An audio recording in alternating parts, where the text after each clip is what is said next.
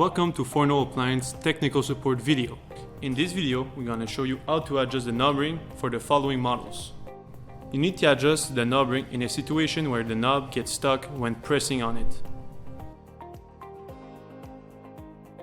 Remove the knob. Unscrew the two screws holding the knob ring.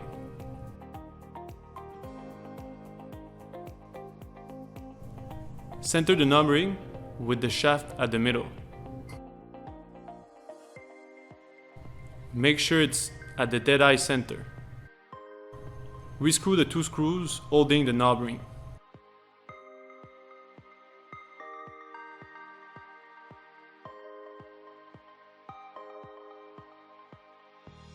Replace the knob. Test if it touched somewhere. This completes the adjustment of the knob ring.